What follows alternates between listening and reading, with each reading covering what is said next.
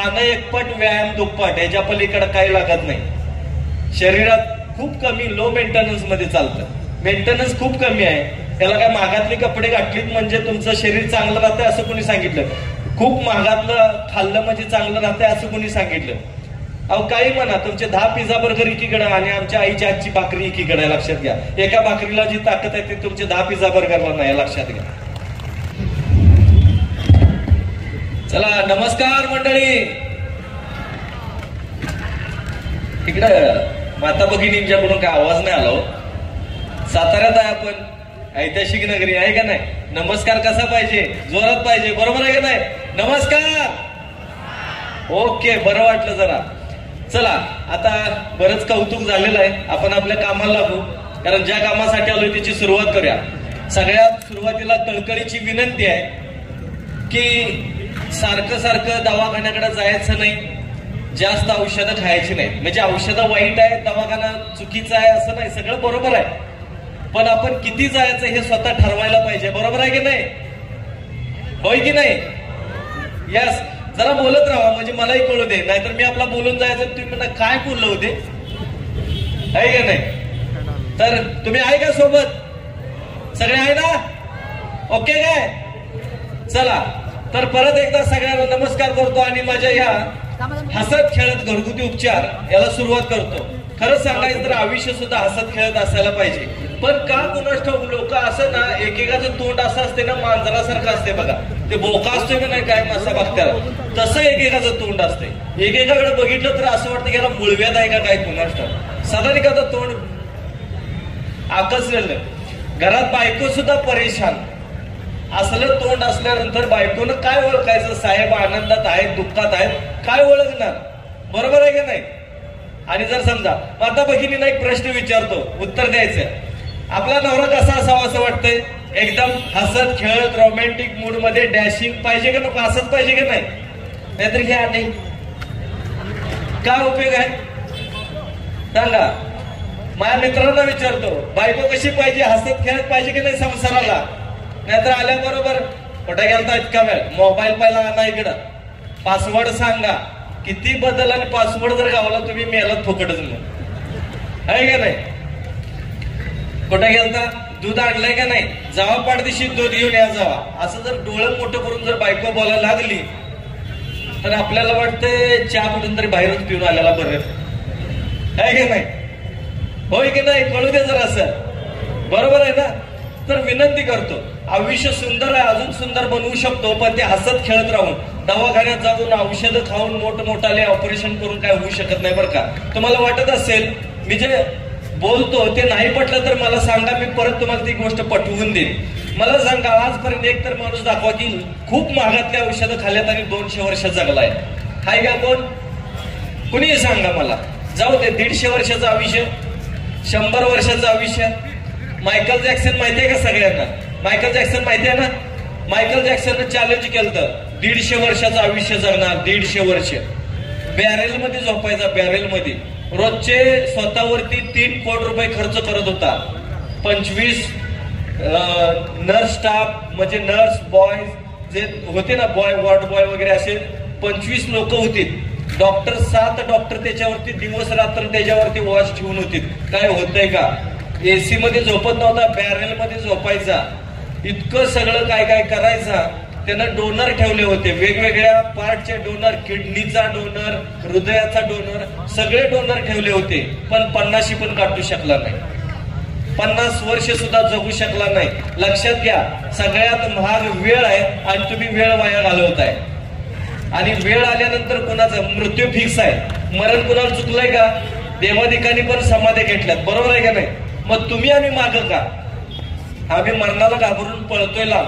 खरं सांगायचं तर आज माझ्याकडून काय घ्या का नाही घ्या, पण हिंमत घ्यायची. कारण हिंमत आहे तर किंमत आहे, हिंमत नाही तर किंमत नाही. काय हे मरणापासून का लांब पळायचं? हे मरणाचं कसं असतंय माहितीये का? तुम्हाला सांगतो, हे मरण गल्लीत भुंकणारे कुत्रा असते ना, तसं मरणाची गोष्ट आहे. तुम्ही त्याच्यापासून लांब पळायला लागलात ना, ते जास्तच वाव वाव करत पाठीमागं पळतंय. पण तुम्ही जर हिंमत दाखवली मागं फिरलात, मरण लांब पळतंय. तुमच्याकडे हिंमत पाहिजे फक्त. एक लक्षात ठेवा, हर पतंग को कचरे के डिब्बे में जाना होता है, हर पतंग को कचरे के डिब्बे में जाना होता है, लेकिन उसके पहिले उसे आसमान छू के दिखाना होता है. काय वाटतं ते होऊ दे, राहू दे 100 वर्षाचं आयुष्य, 80 वर्षाचा असू दे, 60 वर्षाचा असू दे, पण असं काय तर करून मरायचं की लोकांनी पुढे आपल्याला 200 वर्ष तरी कमीत कमी आठवणीत ठेवलं पाहिजे. त्याला म्हणायचं आयुष्य. नाहीतर आम्ही काय करतोय, दवाखान्यात जाऊन मरायचं, पैसे घालून मरायचं, औषधं खाऊन मरायचं. मी सगळ्यांना एक प्रश्न विचारतो, मला एका प्रश्नाचं खरं खरं उत्तर द्यायचं, कुणी असू दे. बीपीची, शुगरची लक्षणं माहिती आहेत का तुम्हाला? कॅन्सरचं लक्षण माहिती आहे का? कॅन्सर व्हायच्या अगोदर आपल्याला काय काय होते माहिती आहे का कुणाला? जाऊ दे, थायरॉइडची माता भगिनी, थायरॉइडच्या यातल्या मला वाटतं निम्म्यार्ध्या बायका औषध खात असतील थायरॉइडचं. थायरॉइड झालाय म्हणून सांगितलं असेल तुम्हाला. थायरॉइडचं लक्षण सांगा बरं. झाल्यावरच नाही, व्हायच्या अगोदरची. झाल्यानंतर मानसिकता होते. आजार झाले ना की तिथून पुढे मानसिकता होते आपली फक्त, आणि मग मानसिकतेत आपल्याला ती लक्षणं दिसायला लागतात. पाया पडून सांगतो, खूप कळकळीने आणि खूप जीव तोडून बोलतो बरं का मी. जरासं शांत राहून ऐकून घ्या. पाया पडतो खरंच. मला वाटतंय हजारोंच्या संख्येत लोक आहेत. मी सगळ्यांना पाय धरून पाया पडू शकतो. अजून तेवढा मी तरुण आहे, म्हातारा नाही झालेलो, लक्षात घ्या. म्हणून विनंती करतो, प्रत्येकाला पाया पडून सांगतो, काय वाटतं असू दे, हे आजार आजार आजार म्हणजे काय तू नेमकं? कुठनं आले हे आजार? कुठनं आली रावणाची सैना सगळी, वेगवेगळे राक्षस? तुम्हाला काय वाटतंय? रामायणाच्या काळातच फक्त रामायण घडलं. आजही आम्ही रामायणच घडवतोय. रोज रोज उठून कुठला तरी आजार, रोज उठून कुठला तरी दवाखाना, रोज उठून कुठला तरी औषध. तुम्ही श्रीकृष्ण मालिका बघितली काय? नाही का बघितलेली? टीव्ही वरती लागायची श्रीकृष्ण मालिका बघितली का नाही कुणी? हात वरती करा बघू बघितलेल्या लोकांनी. त्यात लहानपणापासून हात खाली करा, लहानपणापासून श्रीकृष्णाला बघा की एक राक्षसीनं आली, काय म्हणली राक्षसीन ती? दूध पाजतो आणि जाता जाता त्या बाळाला मारतो म्हणली, दूध पाजतो. त्यानं त्या राक्षसीनीलाच ठार मारलं दूध पिऊन पिऊन. बरोबर आहे का नाही? त्याला म्हणायची हिंमत हो. तुमच्या आमच्याकडे हिंमत कमी पडले. आमचा पहिला प्रश्न काय असतोय? मला काय झालं तर काय करायचं? मरायचं. त्यात काय? त्यात काय सांगा? मरण चुकलंय कोणाला? आता तर तुम्ही जगताय असं वाटतंय. रोज भ्यायचं, रोज भ्यायचं. किती भ्यायचं मला सांगा? हरिण घाबरून कधी जंगल सोडून दिलंय का? ज्या जंगलात त्याला माहिती आहे त्याचा मृत्यू फिरतो इकडे तिकडं. वाघ फिरतो की नाही हरिण मारायला? फिरतो की नाही? पण हरणानं जग सोडलं, हे सोडलं का? जंगल सोडलं का? तिला माहिती आहे तिचा मृत्यू आजूबाजूला फिरत असतोय, पण तरी सुद्धा ती हिमतीनं हरिण जंगलात राहते. आणि तुम्ही आम्ही काय करायला लागलोय? आम्ही घाबरूनच मारायला लागलोय, नुसतं भिवून मारायचं.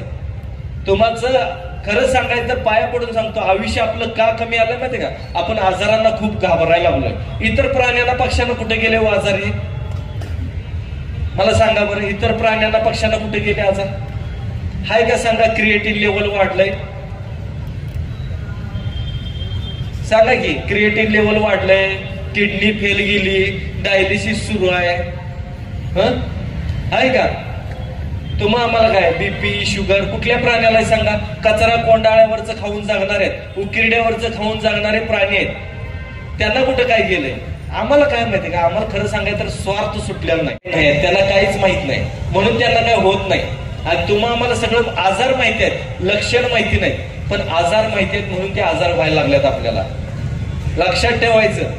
राहू दे. मी नेहमी परमेश्वराला प्रार्थना करतोय, माझ्याकडे जे लोक येतात ना, राहू दे 100 वर्षाचं आयुष्य, 80 वर्षाचं आयुष्य दे त्यांना, पण असं द्यायचं की शेवटपर्यंत बंद्या रुपयासारखं खणखणीत नाणं असलं पाहिजे. आजार गिजार काही नको. आणि आजपासून लक्षात ठेवायचं, पाया पडून सांगतो, आजारांना कुठल्या घाबरू नका. आम्ही आहोत तुमच्या सोबत. हे निसर्गाची ताकद खूप मोठी आहे. कुणाकडे सांगा बरं निसर्ग इतकी ताकद? हे ऊन कोण पाडू शकतंय? कोण सांगा मला? हे पाऊस कोण पाडू शकतंय? जंगलातल्या झाडांना कोण जाते खत पाणी घालायला? तुम्ही आम्ही कुंडीत लावलेलं 4 दिवस पाणी नाही घातलं तर मरून जाते. पण जंगलातली मात्र झाडं, त्यांना कोण खत घालायला जायत नाही, पाणी घालायला जायत नाही, तरी सुद्धा बघा की जंगलात जाता येत नाही. एवढी घनदाट जंगल आहेत आमच्याकडे. कोल्हापूरला गगनबावड्याला वगैरे हा पण सगळा डोंगरी भाग आहे. विचार करा की कुठून येत असेल त्यांना गवत. कोण गवताला पाणी पाजायला जाते? ते बरं उन्हाळ्यात मरत नाही बरं, मुळांसकट सुकून जात नाही बरं. अहो जमिनीला काळजी असते, जमिनीला काळजी असते, तिला सुद्धा ते गवत जगवायचं असतंय, तसं परमेश्वराला पण तुमची काळजी असते. लहान मुलानं काय खावावं, काय प्यावं, कोणती कपडे घालावं ही तिची आई ठरवते. तसं तुम्ही आम्ही कसं जगायचं हा परमेश्वर ठरवतोय. तुम्ही आम्ही काय करतोय, त्यात डिस्टर्ब करतोय. मला कसं राहायचंय ते बघायचं आणि फुकट मारायचं. आमच्यात ईर्ष्या दांडगी, आमच्यात गर्व दांडगा. तुम्हाला एक उदाहरण सांगतो बघा, आपल्यात ईर्ष्या कशी असते. देवादिकाला पण सुटलेलं नाही. महाभारत बघितलंय का? त्यात अर्जुन माहितीये का? अर्जुन आणि समोर कर्ण आणि अर्जुन दोघांचं युद्ध चालू होतंय. पहिल्यांदा कर्ण काय करतोय, अर्जुनाच्या रथावरती बाण मारतोय. बाण मारल्याबरोबर 3 पावलं त्याचा रथ मागं जातोय. अर्जुनाचा रथ 3 पावलं मागं जातोय. आता अर्जुनाचा नंबर आला असतोय. अर्जुन बाण काढतोय आणि कर्णाच्या रथावरती बाण मारतोय. कर्णाच्या रथावर बाण मारल्यानंतर कर्णाचा रथ 7 पावलं मागं जातोय. लगेच याला गर्व आला बघा. श्रीकृष्ण त्याचा हे होताच, सारथी होताच.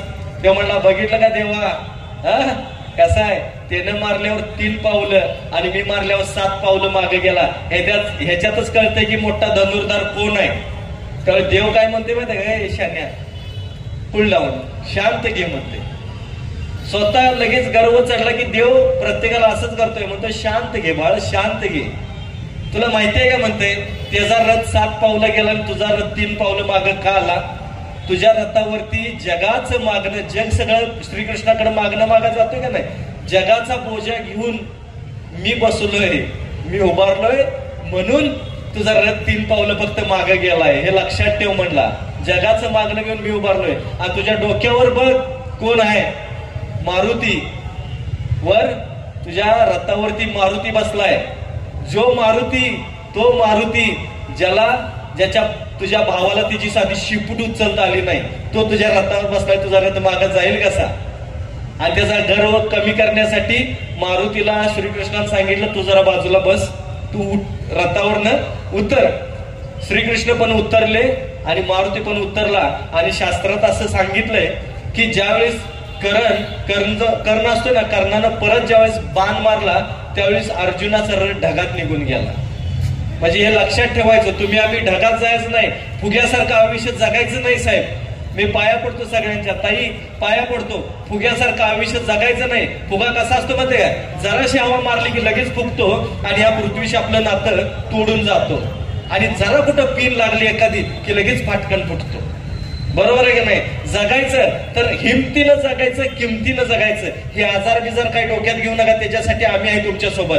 जगात काय नाही ते आम्ही तुमच्यासाठी आणण्याचा प्रयत्न करू 100%. आणि कुठल्याही आजारातून बाहेर काढण्यासाठी आम्ही तुमच्या सोबत आहे. आमची तोडकर संजीवनीची पूर्ण टीम तुमच्यासाठी राबायला तयार आहे. 500-550 लोक आहे आम्ही जवळपास माझ्याकडे. आम्ही सगळेजण मिळून तुमच्यासाठी आहोत. तुम्ही काय कुठल्या आजाराबद्दल टेन्शन घेऊ नका. पाया पडतो तुमच्या. हे आजारानं पळवून लावायचं. किती मोठा आजाराचा राक्षस असू दे, मोठा आजार नावाचा राक्षस किती मोठा, भले तो रावण असू दे आजाराचा, तरी सुद्धा आम्ही तुमचा तो रावण मारायला आम्ही तुमच्या सोबत आहे.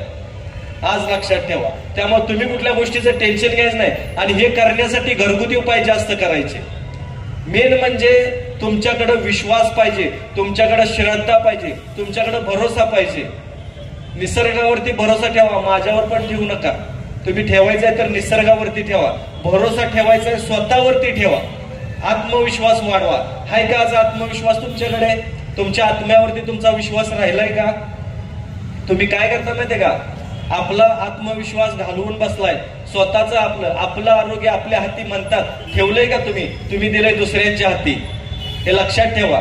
स्वतःचं आरोग्य स्वतःच्या हातात असलं पाहिजे. स्वतःचं आयुष्य स्वतःच्या हातात असलं पाहिजे. भीष्म बघा, एवढे बाण लागून सुद्धा भीष्म मेला नाही. त्याचं कसं इच्छा मरण होतं, तसं आपलं सुद्धा इच्छा मरण असायला पाहिजे.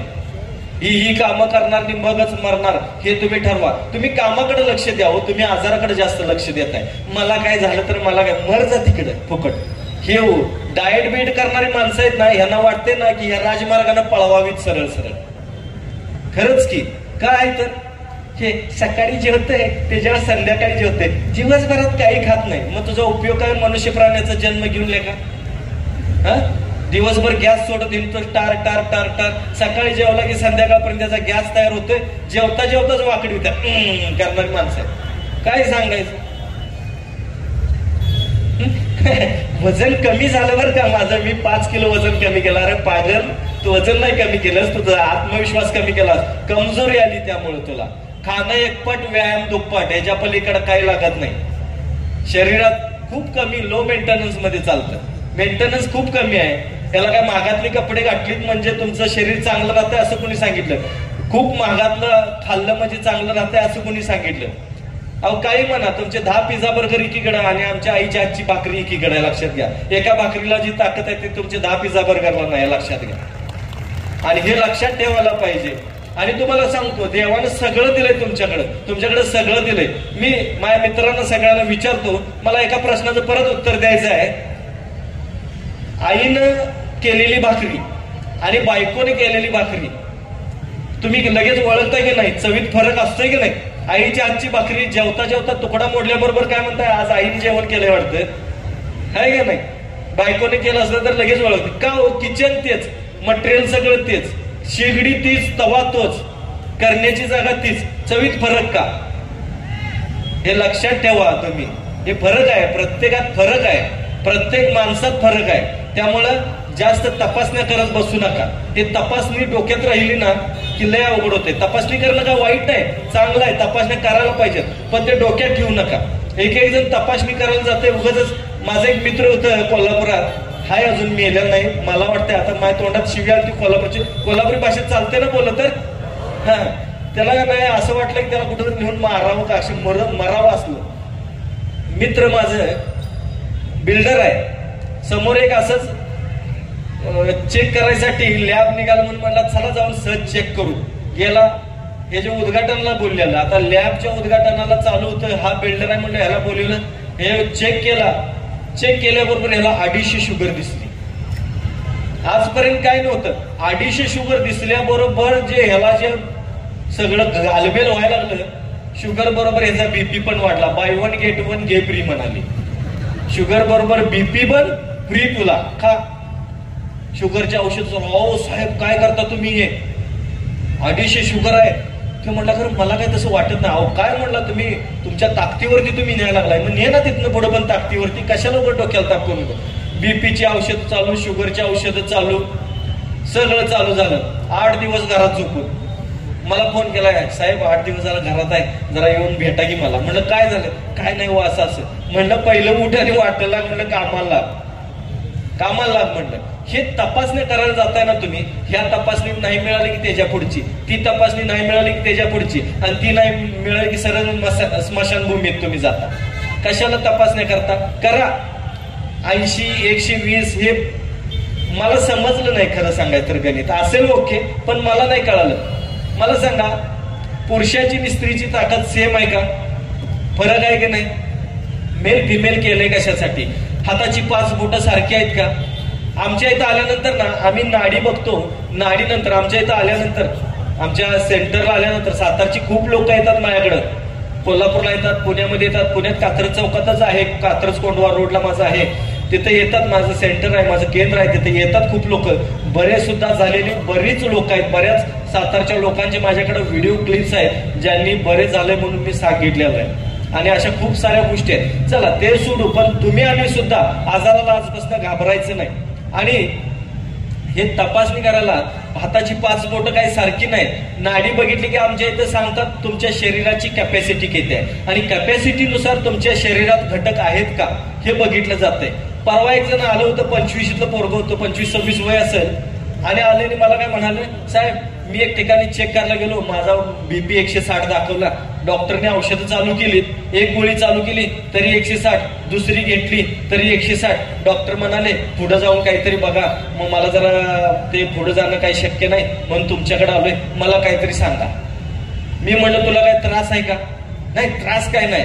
कधी चक्कर येते का? नाही. काय तुला बीपी आहे म्हणून तुला कळलं कधी? तपासल्यावर. त्याच्या अगोदर काय? त्याच्या अगोदर काही त्रास नव्हता. सहज असंच मित्राबरोबर गेलो, चेक केलं आणि म्हणला 160. बरं 2-2 गोळ्या खाऊन बी कमी. मला आता भीती वाटायला लागल्या. म्हणलं शान्या एक लक्षात ठेव, देवानं तुला जर बसवितानाच बुलेटचे इंजिन बसवलं असलं तर धाडधाड करणारच ना. तुला त्रास झाला तेव्हा बोल. हे आपल्याला ना लय खाजवून अवदाना उठवणे म्हणतात ना आमच्या कोल्हापुरी भाषेत. अशा फार गोष्टी आहेत बघा आपल्याकडे. खरं सांगायचं उगाच आपलं एक जण आले आजोबा 80-82 वय आणि मला काय म्हणाले, साहेब माझ्या लघवीच्या पिशवीत लघवी साठते, मग त्याच्यात काय मसाले ताक साठल का? काही मी म्हणलं काय झालं बाबा, त्रास काय आहे का तुम्हाला? नाही नाही, ते अशी हळू हळू हळू पाईप मधून येते वरती येते, मग इकडून धबधबा चालू होतो का? काय होतं काय तुम्हाला? नाही नाही, पुढं जाऊन काय व्हायला नको, आता 80-82 वर्ष जगला आणि पुढे तुला जगायची काय अपेक्षा आहे? तुला कुठं काय मिलिटरीत भरती व्हायचं काय? मर जाणार चाड दिशी. म्हणलं कशाला बसतो, जेव्हा त्रास होईल तेव्हा ये. ही उगाच आपण काहीतरी करत बसतो बघा, पाया पडतो. असल्या कुठल्याही गोष्टी करायच्या नाही. घरगुती उपाय सगळ्यात बेस्ट. आपली पारंपरिक पद्धत आहे घरगुती उपाय. झालंच तर आयुर्वेद हे आपलं 5000 वर्षापूर्वीपासूनच चालत आलेलं आहे. तुम्ही आम्ही का बरं हे मान्य करत नाही? का मान्य करत नाही सांगा? विनंती करतो, थोडस मान्य करा. थोडंसं मान्य करा की घरगुती उपाय, निसर्गोपचार, आयुर्वेदाला कुठल्याही प्रकारचा साईड इफेक्ट नाही. कुणाचंही घ्या, पण आयुर्वेदिक घ्या. घ्यायचं आहे ना, आपल्या भारत देशाचं खायला पाहिजे. आम्ही काय करतो, भारत देशाचं आपल्या घरातल्या माणसाला पण किंमत देत नाही. माता भगिनी तर पाया पडून सांगतो, नवऱ्याला किंमत झिरोच असते. मीच म्हणून याच्याजवळ राहिलो, दुसरी बोट टिकली नसती. सगळ्यांनी असं म्हटलं तर तुम्ही आम्ही काय भगवान निंडायचं का? बरोबर आहे का नाही? आमच्या ह्यानं कोण पण घडवू शकतंय. आमचे हे म्हणजे का नाही असेच आहेत नाही तसेच आहेत. घरच्याच माणसाची किंमत घालवत आहे तुम्ही. आणि ह्या इमोशनल झालं की यांचं पायच धरायचं आम्ही. ते आता विचारायचं नाही, तुम्ही विचारू नाही मी सांगू नाही, आम्ही बी त्यातच आहे. तुम्हाला वाटलं असेल मी चुकलोय, संघ आणल्या सोबत आल्या म्हणणार भारी आहे. डॉक्टरांचं कुठलं काय संशय घेत नाही तुम्ही, उगाच तसं काही करणार मला याच्यावर संशय घेती वाटतं. तसलं काय नाही, तुमचं आमचं सारखंच आहे साहेब. घरोघरी मातीच्या चुले. पाया पडून सांगतो माता भगिनींना, तुम्ही इमोशनल होऊ नका. हार्मोन्स इनबॅलन्समुळे थोडंसं कसं होतंय, अनामिक भीती, कशाची आहे माहित नाही पण भीती वाटायला लागते. आणि त्या भीतीपोटी तुम्ही काय करता की काय डिप्रेशन मध्ये जायचं. हे सगळा त्रास ह्यांचं इमोशनल झालंय. कसं असते माहितीये का, ह्यांच्या कविता बाहेर पडतात. परवा एकाने मला कोणतरी व्हॉट्सअपवरती कविता पाठवली. काय होतं, कपाळ माझं कुंकू तुझं, कपाळ माझं कुंकू तुझं, गळा माझा डोरलं तुझं, हात माझा बांगड्या तुझ्या, पाय माझं पैंजण तुझं, बोट माझी जुडवी तुझी, सगळंच तुझं, मग माझं कुठं काय? मग नवरा काय गावाच आहे, तुझाच आहे ना. आम्ही म्हणतो का किस्सा माझा पगार तुझा, महिनाभर आपण आणून देतो ना हातात तुमच्या. हे उगाच आपलं का नाही, यांचं इमोशनल कविताला बाहेर पडतात. हे असलं बंद करायचं. हे इमोशनल डिप्रेशन काय असतं, कशामुळे जायचं, कशामुळे जायचं या डिप्रेशन मध्ये? वाघासारखं आयुष्य जगायचं, डिप्रेशन मध्ये जायची नाटकं करायची नाहीत कुठल्या गोष्टीची, कुठल्याही गोष्टीने. परवा एक आलतं 20-22 वर्षाचं, असं वाटलं की त्याला जरा थोबडावंच. काय आहे तर आई पाठीमागं रडायला लागले आणि हे पुढं गप उभारले. असं काय झालं बाळ? अरे बाळ काय झालं? काय सांग तरी, तुला काय झालंय का, कुठं दुखतंय का? मग म्हणलं काय तुला कुठं काय तपास नाही केल्यातच काय? तुला कोणी काय कॅन्सर बिन्सरचं काय सांगितलं का, कॅन्सर आहे म्हणून सांगितलं का? मग म्हणलं एड्स बीड सांगा, तुला काय झालंय सांग तरी, तुला काय झालंय म्हणलं, बोल तरी, तुला कोणी सांगितलं काय? तर काय नाही. मग काय झालंय काय? आई म्हणाल्या 15 दिवस 20 दिवस झालं जेवल्या नाही, खाल्याला नाही, काय तरी डॉक्टर बघायचं. आता मी काय बघू म्हणलं तुला? बाळ म्हणलं काय कुठं काय कोणी धोका दिला का तुला? गड्यानं रडायला चालू केलं. मग मला कळलं की हे कुठलं आहे ते, हे रोग कुठला आहे ते मग मला समजलं. मग त्यामुळे डिप्रेशन मध्ये. मी म्हणलं काय झालं, काय सांगू, ती फोनच उचलत नाही. मग त्या तू का डिप्रेशन मध्ये चाललाय? नाही नाही काय मला कळत नाही. म्हणलं मेसेज कर, त्याचा बी रिप्लाय दे ना. हे काय सांगायचं, हे ह्यांचं लय असते बघा. स्टेटस ठेवायचं दिल तुटलेलं, स्टेटस दिल तुटलेलं म्हणजे तुझा तमाशा झालाय ते सगळ्या गावाला तू जाहीर पत्रिका, जाहीर पत्रिका, डीपी ठेवायचे दिल तुटलेलं, क्रॅक दिल. अरे इकडं क्रॅक झालाय येड्या तू, हे लक्षात ठेव. हे असलं काही करायचं नाही, कुठल्याही गोष्टी ते करायचं नाही. तुम्हाला सांगू का, जगायचं तर वाघासारखं जगायचं बस. तुम्हाला माहितीये का, आपल्या मुलांना जर सांभाळायचं असेल ना तर ते वाघ असलं पाहिजे, आणि तो पण जंगलातला, सर्कस मधला नको. एक गोष्ट मी एक ठिकाणी वाचली होती, तुम्हाला सांगतो. कुत्रं जे असतंय ना ते आपल्या मुलांना पाळतं आणि वाघ जो असतोय ना ते आपल्या मुलाची परवरिश करतो. हे माहिती आहे का तुम्हाला? परवरिश करतो. पुत्र काय करताय? आपल्या पिल्लाला घेऊन निघालं, रस्त्यात जर एखादा समजा नाला लागला, गटर लागलं, त्यात जर पिल्ल पडलं तर पुत्र त्यातलं काढतंय, बाजूला नेतंय आणि पाठीमाने घेऊन जातंय. म्हणजे कसं बी जग तिकडं. हे कुत्र्यासारखं आयुष्य म्हणतात ना, ते असं असतंय बघा. पण वाघ असा काय करतो माहितीये का? ज्यावेळेस नाला पार करत असताना वाघाचं पिल्लू उडी मारलं, नाल्यात पडलं ना, तर त्याला अजून एक चान्स देतोय. तुझं तू बाहेर ये म्हणतोय ना, तर तुझं तू उडी मारून ये. तर ज्यावेळेस उडी मारलं जातंय, दुसऱ्यांदा जरी पडलं ना, तर असं म्हणतात की वाघ त्या पिल्लाला ठार मार. कारण तू वाघ आहेस, वाघ. तू साधा नाला पास करू शकत नाही, साला तू आयुष्यात काय तू मोठा होणार आहेस? तू वाघ म्हणून काय जगणार आहेस? तू इथंच मारणार आहेस म्हणून. वाघ होऊन सुद्धा तुझा काय उपयोग नाही, तू जर साधा नाला पास करू शकत नसशील तर. तसं तुम्हालाही सांगतो, पाया पडतो, पाया पडतो. हे आजाराचा नाला आहे ना, पार करायचा. वाघ होऊन जगा तुम्ही. बस आम्ही आहोत तुमच्या सोबत. खूप साऱ्या वनस्पती आहेत. मी खूप साऱ्या वनस्पती, खूप सारे घरगुती उपाय तुम्हाला सांगणार आहे. प्रत्येक गोष्टीसाठी सांगणार आहे. पण थोडंसं तुम्ही डोक्यातनं आजार काढा. पाया पडतो. आज आपली खूप हेळसांड होते, खूप हेळसांड होते. तुम्हाला एक गोष्ट परत आणि एक गोष्ट सांगेन मी. साधं उदाहरण सांगेन. एक 25शीतलं पोरग असंच रस्त्यानं चाललेलं असतं. जात जात जात ते एका आश्रमाच्या समोरून जात असतं. तर आश्रमात एक साधू असतात. त्या आश्रमातले साधू काय करत असतात? त्यांचं कुत्रं फिरवत असतात, इकडं तिकडं तिकडं इकडं. आता कुत्रं फिरवत असताना हे 25शीतलं पोर असतं. ह्याला काय वाटतंय? ह्याला म्हणते एवढं मी काय काय केलं, पण मला काही यश मिळत नाही. जरा बघूया, साधूला विचारा तरी काय झालंय.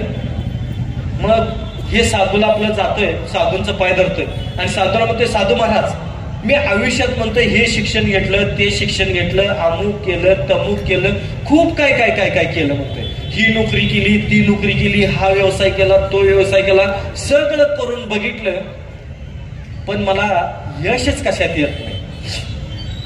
तर मला एखादा असा उपाय सांगा. काय खर्च असेल तर करतो, पूजा अर्चा होम हवन काय असेल तर मी करतो, खरं मला एक उपाय सांगा म्हणते. साधू महाराज पाया पडतो, कृपा करून म्हणते, मला माझ्या आयुष्यात खूप मोठं बनायचं आहे, खूप पैसा कमवायचा आहे, गाडी घ्यायची आहे, बंगला घ्यायचा आहे मला, पण माझं काय कुठं काय ठिगळ जोडलं जाईना झाले, काहीतरी करा आणि मला एक उपाय सांगा. साधू महाराज म्हणते, एक काम कर, माझं जरा कुत्रं फिरवून आण जा की. मग ते आता काय साधूनं सांगितलं विचारायला आलोय. आता म्हणते ठीक आहे.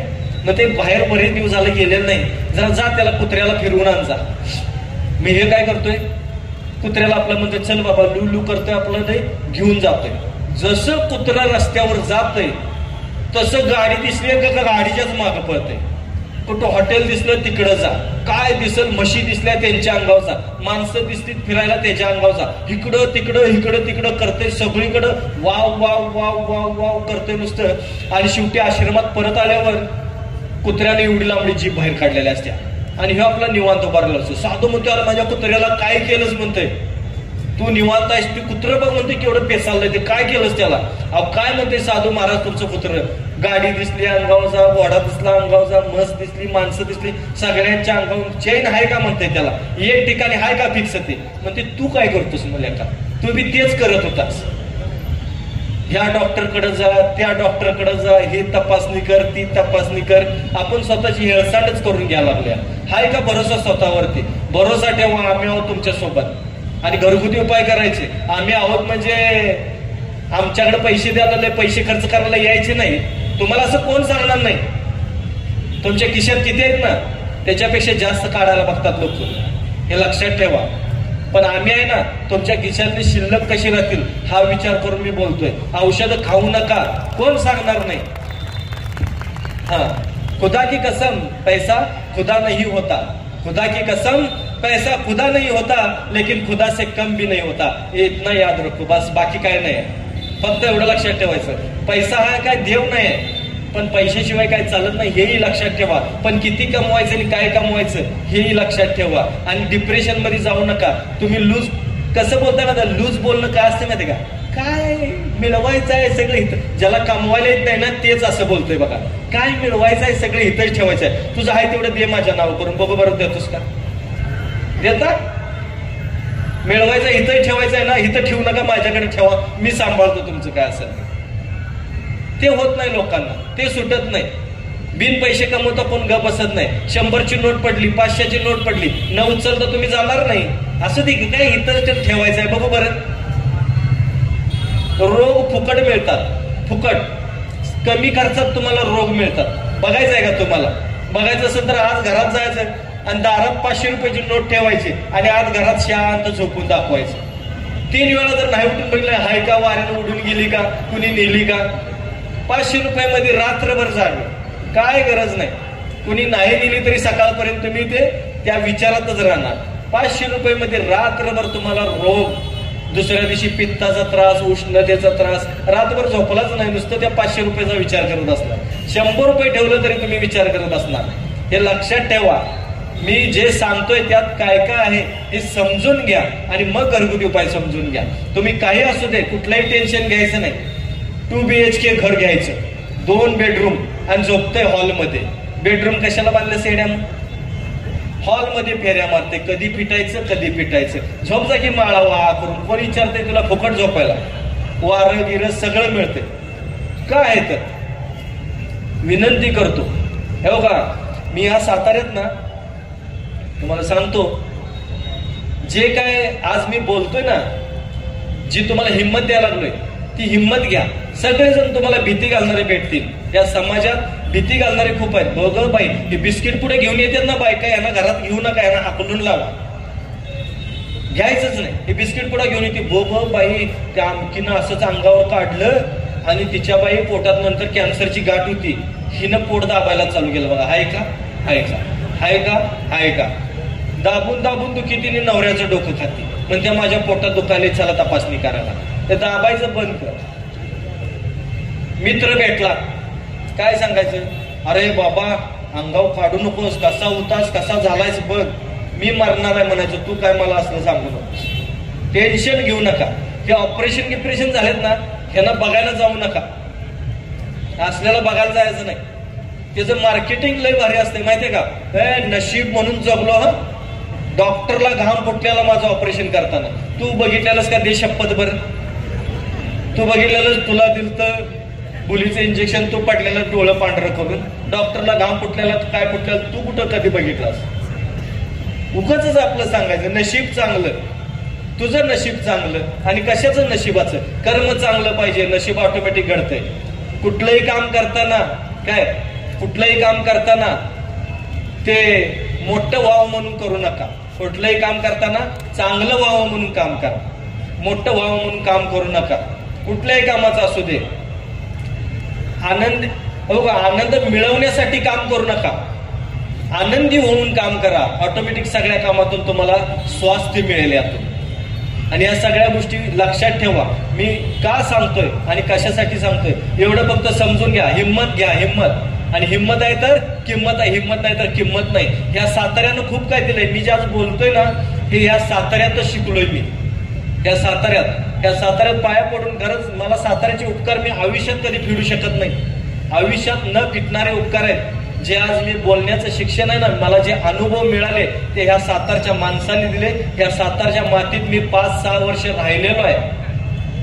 मला मगाशी पवार साहेब म्हणाले की तुम्ही बोललात तर सांगितलं तर आवडेल आम्हाला ऐकायला. मगाशी मी काय बोललो नाही साहेब, पण आता तुम्हाला सांगतो की माझं कोल्हापूरला शिक्षण झाल्यानंतर माझ्या आजीची इच्छा होती की मी गावातच राहावं, माझ्या शिक्षणाचा उपयोग गावात व्हावा, गावातल्या लोकांना व्हावा आणि शेती करावी.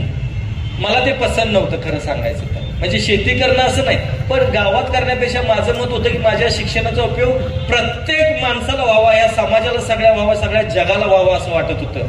ध्येय मोठं होतं.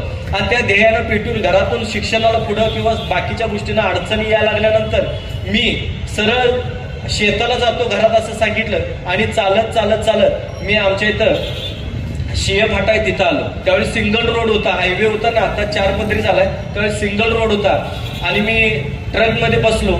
खिशात एकही नया पैसा नव्हता, एकही रुपया नव्हता. त्यावेळेस मी तिथं बसलो आणि पुण्याला जायचं ठरवलं. पण साताऱ्यात दुपार झाली यायला आणि ते ट्रकवाले जेवायला कणशे दाब्याचे इथं थांबले. मला म्हटले, बाळ तूही जेवून घे, आम्ही जेवून घेतो, मग जाऊया पुढं. आता ती जेवायला गेली, माझ्याकडे कुठं काय पैसे आहे. माझ्याकडे पैसे नव्हते. मग मी चौकशी करत करत हे गाव कोणतं आहे काय आहे हे बघत बघत मला आजही माझ्या डोळ्यात पाणी आलं होतं. ज्यावेळेस मी आलो ना या राजमार्गाने, त्या मधल्या चौकातून मी ज्यावेळेस आलो पवई नाक्याला, जिथं आज मी महाराजांच्या छत्रपती शिवाजी महाराजांच्या पुतळ्याला जिथं हार घातला, तिथं आल्यानंतर मला असं भ्रमिष्ठासारखं झालं होतं की मी काय करणार पुढं आयुष्यात, काही माहित नव्हतं.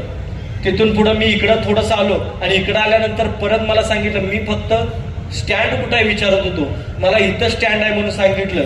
पण नंतर कळलं की पुढं निम्म्यात आल्यावर की खरं स्टँड तिकडं पाठीमाग आहे. त्या पाठीमाग स्टँडवरती गेलो मी चालत परत स्टँडवरती. म्हणलं काही ना काहीतरी कामाची व्यवस्था होईल, एक रात्र काढता येईल. मला संध्याकाळ झाली होती, ती रात्र फक्त मी अशीच काढली.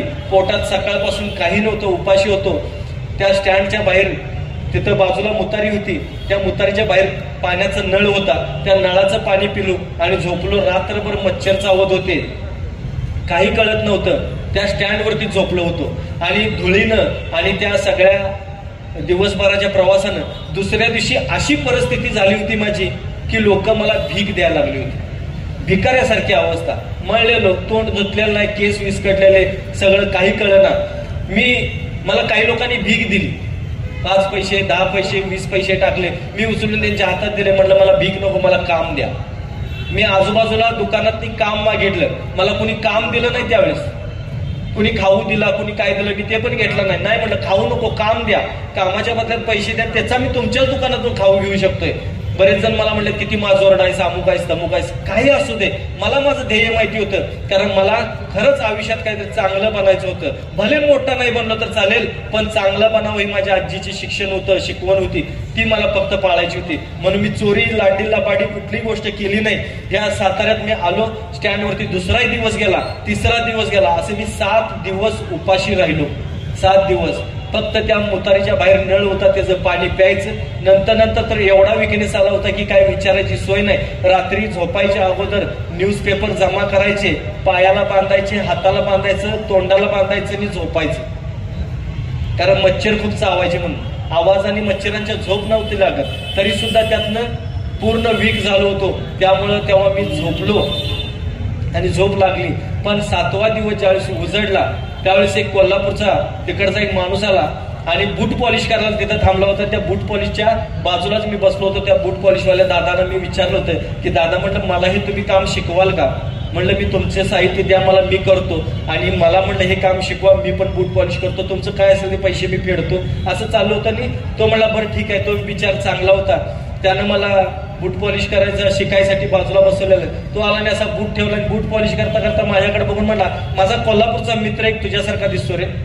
म्हणलं मी उठून हातच जोडले त्याला. म्हणलं साहेब मी पण कोल्हापूरचाच आहे, तुमचा मित्र आहे काय माहित नाही, पण मी कोल्हापूरचा आहे म्हणलं. मग त्यांनी मला सांगितलं इकडं कसं काय चौकशी केली आणि मला त्यांनी इथे एका कंपनीत कामाला लावलं. माझं पहिलं आयुष्यातलं काम होतं 200 रुपये हजेरी, 200 रुपये महिन्याचा पगार आणि संडास बाथरूम धुणे, ही आयुष्यातली ती नोकरी होती माझी.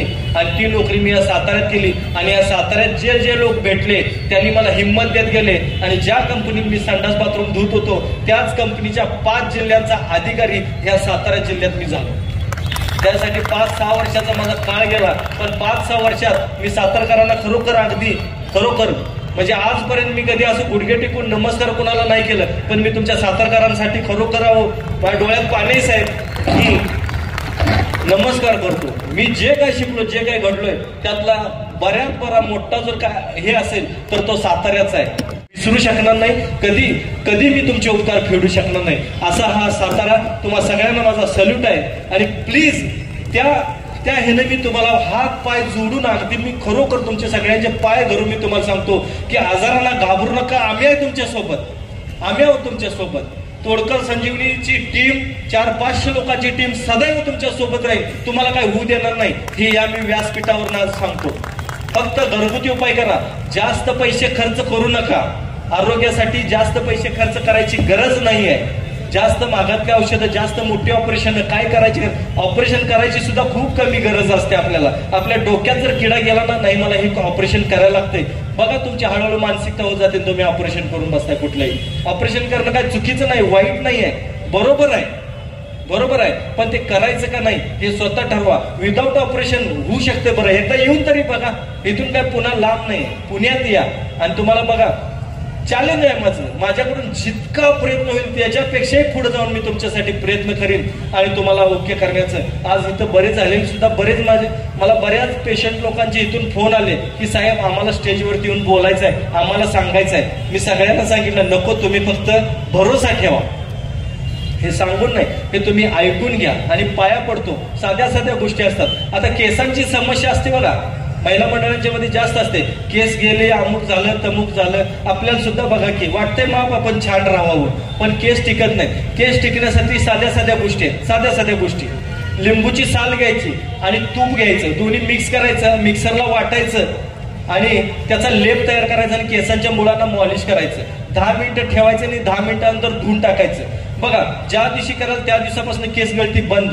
केस सुद्धा लांब सडक सिल्की होतील, मजबूत होतील एकदम. केस जे तुटले जाणार नाहीत, कुठं गळाले जाणार नाहीत, खूप छान राहतील. साध्या साध्या गोष्टी असतात. अजून जर सांगायचं म्हणलं, शुगरच्या लोकांसाठी बोलतो, कारण केसांपासूनच सुरुवात केलं. शुगरच्या लोकांनी घाबरू नका, पाया पडतो, घाबरू नका.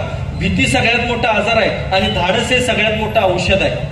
धाडस ठेवा, आम्ही आहोत तुमच्यासोबत. शुगरच्या पेशंटना विनंती आहे, कडुलिंबाचं तेल करायचं. शुगर जर तुम्हाला नॉर्मल आणायची असेल करून बघा. कडुलिंबाचं तेल करायचं, खोबरेल तेल घ्यायचं, त्याच्यात आपण खूप सारं कडुलिंबाची पानं घालायची. हे पाणी, हे जे तेल आहे हे कडक उकळवायचं. उकळून एवढं उकळवायचं की त्या तेल आहे ना खोबरेल, जर ह्याचा कलर हिरवा व्हायला पाहिजे. ते गाळून घ्यायचं, वस्त्रगाळ करायचं आणि आठवड्यातून 2च वेळा रात्रीचं ते मॉलिश करायचं, झोपून टाकायचं. एकदा लावलं की 3 दिवस करायची गरज नाही, परत 3 दिवसांनी करायची. म्हणजे आठवड्यातून फक्त 2 वेळा करा. शुगर, उष्णता ऑटोमॅटिक कमी होऊन जाईल, झोप शांत लागेल, निंद्रानाश आहे त्यांची, निंद्रानाश निघून जाईल, म्हणजे झोप लागत नाही तेही तुम्हाला चांगल्या पद्धतीची झोप लागेल. उष्णता कमी होईल, पित्ताचा त्रास कमी होईल. सगळ्यात महत्वाचं म्हणजे बॉडी एकदम रिलॅक्स होईल, ब्लड सर्क्युलेशन नीट चालून पित्त, उष्णता, तुम्हाला बीपीचा त्रास असेल तोही बऱ्यापैकी कमी होऊन जाईल. करून बघा आणि मग सांगा. मी सांगतोय हे ऐकण्यापेक्षा ना खरंच करून बघा. खूप साधा सोपा इलाज आहे, पण ह्यातून तुम्हाला बघा किती रिलीफ मिळून जाईल. अशा साऱ्या गोष्टी आहेत. सर्दी खोकला झाल्यानंतर घाबरू नका. सर्दी झाली की कमीत कमी 3 दिवस कुठल्याही प्रकारचं औषध घेऊ नका. सर्दी झाली असेल तर तुम्हाला साधी गोष्ट सांगतो, ती वाहून जाऊ दे. लहानपणी आम्हाला जर बघितलं तर आमची साधा निकादा नाकं पॅकच असायची, हिरवीगार सगळी आत भरलेलं पॅक, दरवाजे बंद, तोंडाने श्वास चालू होता लहानपणी आमचा. आणि ते भारी होतं. शाळेत आम्ही मित्र सगळे काय करायचं म्हणजे राहणं खेडेगावातलं मित्र आम्ही बघायचं, आता बघा म्हणायचं, असं ओटावरून काढायला चालू करायचं. समृद्धी हायवे आमचा ऑटोमॅटिक बाहेर यायचा असा. आणि ते ओटावून येताना एवढं भारी वाटायचं ना, मऊ, अगदी हळू. आणि मास्तर म्हणलं ना, हे शेंबड्या म्हटलं की फारकन वाढायचं. वटलेलं ते नाकात मावत नव्हतं, डायरेक्ट ते लहानपणी असं पुसायचं, असं सगळं पुसलेलं. एकदा तर असं पुसायचं जास्त असलं की, आणि त्याच हाताने जाऊन जेवायचं. आईनं जेवणात मीठ घातलंय का नाही काय बघायचं नाही. पण आम्हाला तेवढं माहिती नव्हतं. आता सर्दी झाली तर केवढं घाबरता. सर्दीला कुठल्याही प्रकारे घाबरू नका. 3 दिवस औषध घ्यायचं नाही, काढून टाकायचं. नाहीतर तुम्ही जर सर्दीला घाबरलात, लगेच औषध घेतला तर ती सर्दी काय कुठं गायब होत नाही, ती इथं आळून राहते. आणि मग त्या आळलेल्या सर्दीची तुम्हाला नंतर सायण्याचा त्रास व्हायला लागतो. नंतर श्वसनक्रियेचे तुमचे आजार चालू होतात. नंतर पुढच्या भावी आयुष्यात तुम्हाला ऐकायला यायचं बंद व्हायला लागतं, नसा ब्लॉक व्हायला लागतात, दिसायला कमी होणे, कानाच्या मध्ये सर्दी साठणे, ऐकायला कमी येणे, घशाचे इन्फेक्शन वाढणे, हे त्याच्यामुळे होतंय. म्हणून तुम्ही कुठल्याही प्रकारे औषध घेऊ नका. 3 दिवसात काय जायचं ते एकदा जाऊ दे तिकडं. फेबिक्विक काढून टाकायचं, क्विक मध्ये काढायचं फेबिक्विक बस. खोकला झाल्यानंतर पण लगेच हे करायचं नाही. आणि 3 दिवसांनी इलाज सांगतो तुम्हाला, साध्या गोष्टीत इलाज आहे. बघा, आपण केलंही असाल, विस्तवावरती जोंधळ्याचं पीठ टाकायचं आणि चादर घेऊन बसायचं, लगेच सगळी सर्दी निघून जाते, लगेच ओके, मोकळं होऊन जातात. खोकला जर झाला असेल तर अजून सांगतो, खोकला झाला असेल तर कमीत कमी 5 दिवस काय करायचं नाही. ज्या जाळ्या आहेत त्या निघून जाऊ द्या. जाळ्या निघून गेल्या की तुम्ही ओके राहता. थोडासा फेटा काढला तर चालेल का? थोडा जाम झालाय. ओरिजिनल आहे का? रुतायला लागलं, फार रुतायला लागलं. खोकला वगैरे असेल तर लगेच काय तुम्ही कुठल्याही प्रकारचं औषध घ्यायचं नाही, ते जाळ्या निघून जाऊ द्या, नाहीतर मग फुफ्फुसात फार अवघड होऊन बसतं. आपल्याला वाटते नंतर दम लागायला, जिना चढल्यानंतर दम लागायला लागला काय वाटलं तर हे कफामुळे जास्त होतं. कफ छातीत असेल तर हे जर निघून गेला तर तुम्हाला कुठल्याही प्रकारचा त्रास होणार नाही. आणि हे तुम्ही 5 दिवस औषध घ्यायचं नाही, 5 दिवस ते काढून टाकायचं. 5 दिवसानंतर फक्त एक इलाज करायचा. सकाळी अनाशीपोटी तांब्यावर गरम पाणी घ्यायचं, त्यात जरा मीठ जास्त घालायचं, 2-3 चमचे मीठ घालायचं आणि हे पाणी प्यायचं आणि उलटी करायची. बघा येतेच उलटी ऑटोमॅटिक. उलटी आली की त्याच्याबरोबर सगळा कफ निघून जातो. ज्या दिवशी सकाळी करणार त्या दिवसापासून खोकला बंद. करून बघा. एका दिवसात खोकला गायब करू शकतो आपण. पण 5 दिवस घेऊ नका औषध. 5व्या दिवशी हे करा किंवा 6व्या दिवशी करा, ऑटोमॅटिक गायब होऊन जाईल. शुगरच्या पेशंटला पण विनंती करतो, आवळा पावडर, जांभूळ पावडर 1-1 चमचा घ्यायची आणि ते कोमट पाण्याबरोबर गिळायची, रोज सकाळी करायचं. आणि बघा 6व्या दिवशी जाऊन तुम्ही शुगर चेक करायची, तुम्हाला नॉर्मल दिसेल सगळं. शुगर म्हणजे काय, साखर तयार होती का शरीरात? शुगर म्हणजे काय असतंय? उष्णता एका स्टेजला जाते त्याला शुगर म्हणतात. उष्णता कमी आली की शुगर ऑटोमॅटिक नॉर्मल होते. तरी सुद्धा 250 शुगर आहे, 300 शुगर आहे, त्रास काही नाही, काही घाबरू नका, टेन्शन घेऊ नका. काही लोकांची कॅपॅसिटी तशीच असते म्हणून घाबरायचं नाही. हसत खेळत आनंदात आयुष्य जगायचं. हसणे हे सगळ्यात मोठं औषध आहे. तुम्हाला माहिती आहे का? हसणे. पण माणसं हसत नाहीत बघा. कसलाही जोक मारा, अजिबात हसत नाही, अजिबात. एक तर बघायला गेलं सारविल्यासारखं तोंड असते. माझ्या इथं पेशंट येतात, फार कॉमेडी असते. एकदा एका कार्यक्रमाला गेलो, एक जण असं खुर्चीवर ठेवलं होतं. आता त्याला ठेवलेलंच होतं म्हणायला पाहिजे खुर्चीवर, काही केल्यानं हसत नव्हतं. बघायचं हाय बरं का अजून मी, नाही तर गेला का काय म्हणायचं. हे असं 10 मिनिटानं असं काही सगळे हसत होते आणि हे गप बसलेलं. मी म्हणलं समजना, माझ्या मनात आलं हे हालत नाही, काय होत नाही, काय भानगड. मग तिच्या शेजारी एक ताई बसलेल्या, त्या ताईने म्हणलं ताई ते हाईत तरी का बघा का गेलेत बसल्या. ताई खास कनवरल्या, हायत म्हणाले, अजून जिवंत हायत आहे. ते काय जाते का लगेच म्हणाले, 25 वर्ष झालं नांदतोय त्याच्या संघ. अहो ते म्हणाले असंच आहे, लग्नात सुद्धा 10 मिनिटानं मला हार गाठला त्यानं. म्हणलं काय सांगता? होय म्हणाले. अहो किती हौस असती, नवरीला खांद्यावर उचलून घेतलं तरी माणूस उडी मारून हार घालतोय. हे गप्पच असं उभारलेलं. आमच्यातल्याने उचलून घेतलेली खाली ठेवली आणि भटजी म्हणाले घाला की आरमताना. घालतो ना, काय सांगायचं असलं.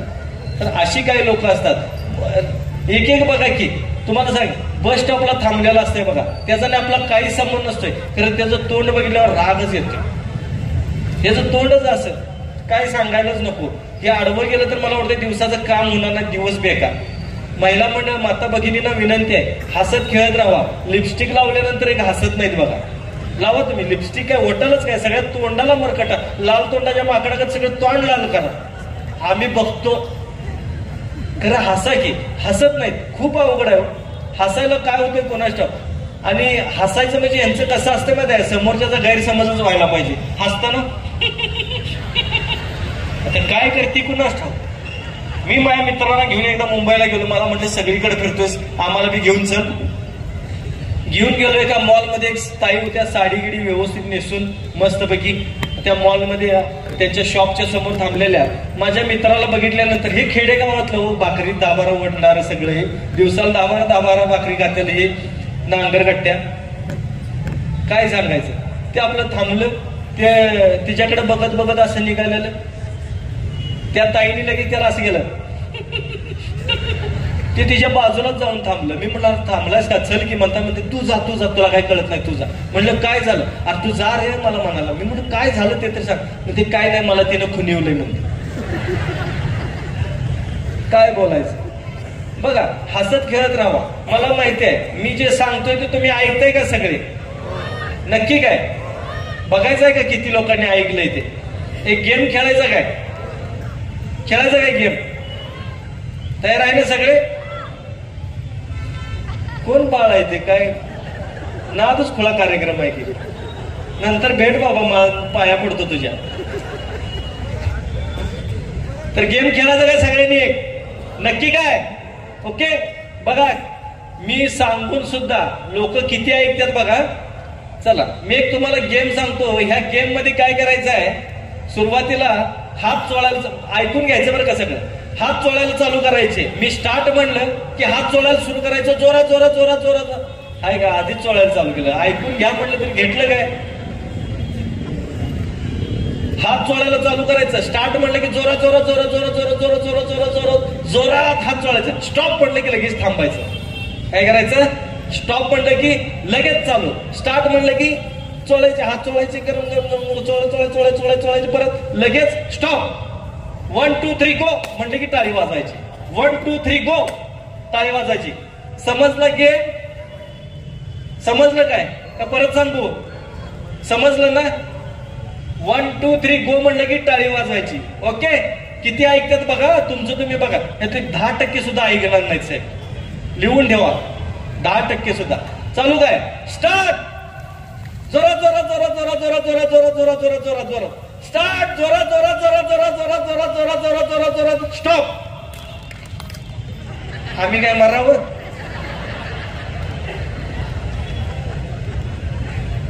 आता लास्ट चान्स, नाहीतर आपण पुढे जाऊया. मग तुम्हाला पुढे घेऊन जातो. चला स्टार्ट. जोरात जोरात जोरात जोरात जोरात जोरात जोरात जोरात जोरात जोरात जोरात जोरात अजून जोरात जोरात जोरात स्टॉप. हे काय सांगितलं, अनुभव आहे. 1 2 3 गो म्हणल्याशिवाय टाळी वाजवायची नाही. चला परत स्टार्ट. जोरात जोरात जोरात जोरात जोरात जोरात जोरात जोरात जोरात जोरात जोरात जोरात जोरात जोरात जोरात जोरात जोरात जोरात स्टॉप. 1 2 3 तर गो तरी म्हणू द्या. म्हणायच्या अगोदर बघितलं किती लोकांनी ऐकलंय.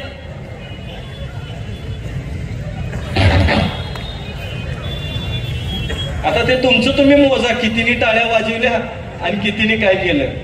मला सांगा, 1 मिनिट आपण हे केलं, 1 मिनिट कुठे गेला कळलं विषयातला, समजलं काय.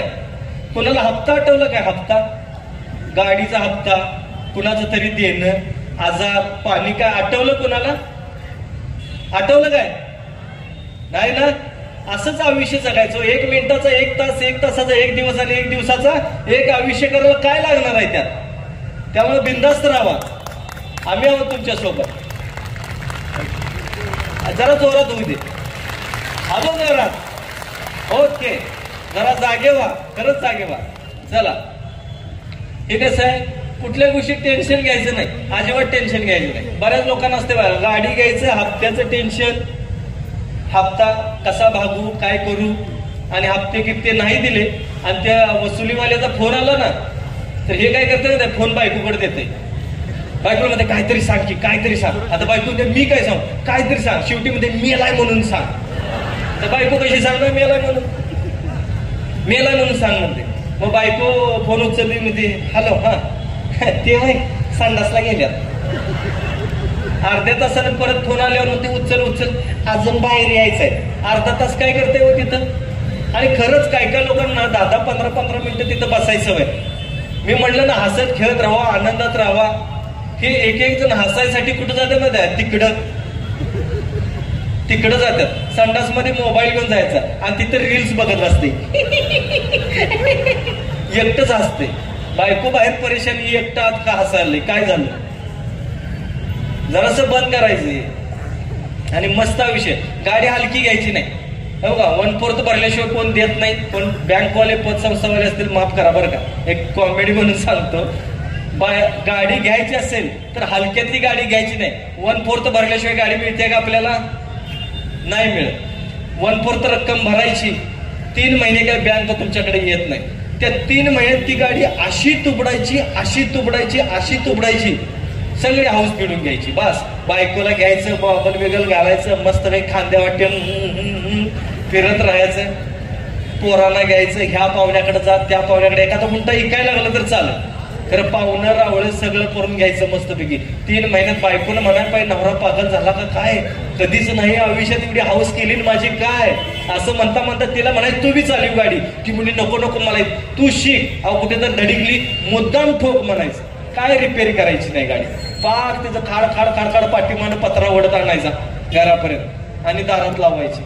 बँकवाले आलीत ना, गाडी बघितल्यावरच तिने असं डोक्याला हात लावला पाहिजे, ही गाडी अहो ती परवा घेतलेली हीच काय.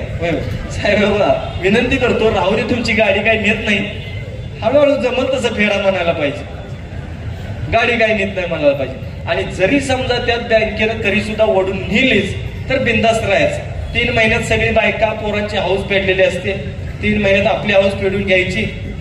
शेजापाजाऱ्यांची नाही तर चांगली गाडी घेतल्यावर तीच इच्छा असते की ही जी गाडी बँकेनं ओढून घ्यावी.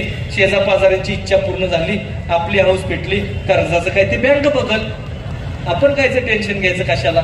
बरोबर आहे का नाही? असं करू नका. पण सांगतो तुम्हाला, चला आयुष्य सुंदर आहे, कुठलंही टेन्शन घेऊ नका, कुठल्याही गोष्टीसाठी डिप्रेशन मध्ये जाऊ नका. आणि छोटी छोटी इलाज तर सांगतो पुढं. थायरॉइड साठी तुम्ही जे परेशान आहे, थायरॉइड साठी अजिबात घाबरायचं नाही. मी सांगतोय तेवढं फक्त 2 महिने करून बघायचं आणि मग सांगायचं मला. नारळीच्या मुळ्या घ्यायच्या, साधारण आपल्या बोटाच्या 2 पेरा इतक्या 4 मुळ्या घ्यायच्या, साधारण 1 तांब्याभर पाण्यामध्ये टाकून 1 कडक पाणी उकळवायचं, वस्त्रगाळ करून घ्यायचं. हे पाणी गडगड गडगड गडगड करायचं, थुंकून टाकायचं, परत घ्यायचं, गडगड गडगड करायचं, थुंकून टाकायचं. बघा 2 महिन्यात तुमचं थायरॉइड वगैरे सगळं गायब. वजन वाढणे, काय काय होणे, हे ऍक्च्युली वजन वाढत नसते, बॉडीवरती सूज येत असते, ती सुजन निघून जाते त्याच्यातून. बेलाच्या पानांचा रस प्यायचा, मूळव्याधीचा त्रास निघून जातो, उष्णतेचा त्रास निघून जातो, पित्ताचा त्रास निघून जातो. आणि तुम्ही कुठल्याही गोष्टीला घाबरू नका, कारण शरीरात वात पित्त कफ सोडलं तर चौथं काहीच नाही. जे काय आजार होतात ते वात पित्त कपानच होतात ना, या तिन्हीपेक्षा जास्त काय नाही. ते 3 किती मोठे राक्षस असू द्यात, आपण फक्त एकदम स्ट्रॉंग राहायचं, स्ट्रॉंग मारुती सारखं स्ट्रॉंग राहायचं. रामायण बघितलं असेल तर रामायणात सगळे रडले, पण मारुती रडला नाही बघा. दशरथ राजा रडला राम वनवासाला जाताना, त्याच्या राण्या रडल्या तो मेल्यानंतर. भरत शत्रुघ्न रडले, राम 3 महिन्यात त्याला रामाला भेटायला गेलते ना भरत, त्यावेळेस भरत शत्रुघ्न रडले. सीता रडली अशोक वाटिकेत, राम रडला ज्यावेळेस समुद्र वाट दिना, लक्ष्मण रडला ज्यावेळेस बाबा रेष मारून सुद्धा वहिनी आपली रेषा क्रॉस करून गेली आणि मी इथं थांबायला पाहिजे नव्हतं, माझी चूक झाली म्हणून लक्ष्मण सुद्धा रडला. वाली रडला ज्यावेळेस रामानं आडानं बाण मारला. सुग्रीव सुद्धा रडला ज्यावेळेस सुग्रीवची बायको वालीनं नेली त्यावेळेस. असं सगळेजण रडलेले आहेत. रावण सुद्धा रडला ज्यावेळेस इंद्रजित मेला त्यावेळेस. रडला नाही तो एकच फक्त मारुती. तुम्हाला काय वाटते मारुतीला काय अडचणी आल्या नसतील आयुष्यात? अहो किती हिंमत होती, लहानपणी सूर्याला गिळायला गेला. हाय का हिंमत सांगा? आपल्याकडे आहे का तशी हिंमत? सूर्याला राहू दे, आजाराला पळवून लावा तुम्ही, आम्ही आहोत की तुमच्यासोबत, आम्ही मारुती बनून तुमच्यासोबत राहतो. चला काय असेल ते असेल. समुद्र ज्यावेळेस 1400 किलोमीटरचं अंतर होतं, समुद्र पास केला ना, ते काही कमी अंतर नव्हतं. 1400 किलोमीटर उडी मारून गेला मारुती. त्यात शिंकिनी राक्षसीन आली, लंकिनी राक्षसीन आली, सुरसा राक्षसीन आली, सगळ्या राक्षसीने आल्या. तो हरला का कुणासमोर? मारुतीसारखं मॅनेजमेंट कुणाकडे नव्हतं, डोकं कुणाकडे नव्हतं. तुम्हाला माहितीये का मारुतीचं मॅनेजमेंट, डोकं माहितीये का मारुतीचं कसं होतं? ज्यावेळेस लंकेत गेला त्यावेळेस कापड कुणाचं? रावणाचं. तेल कुणाचं? रावणाचं. जाळ कुणाचा? रावणाचा. पेटिवली कुणाची लंका? रावणाचीच.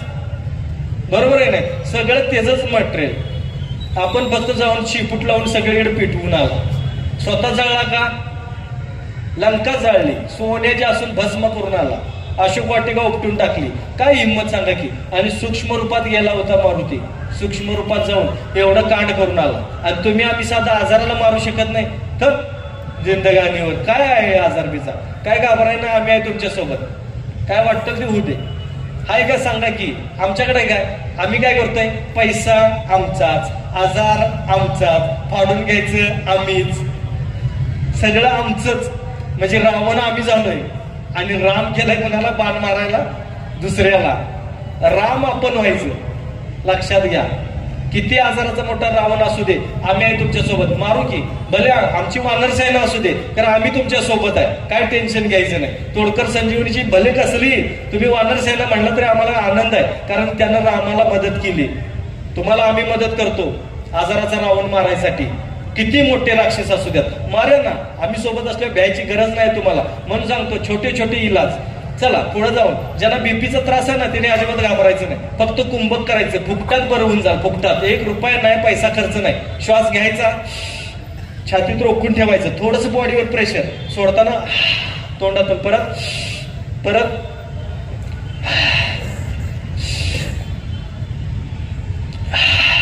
5 वेळा फक्त करायचं औषधं फेकून.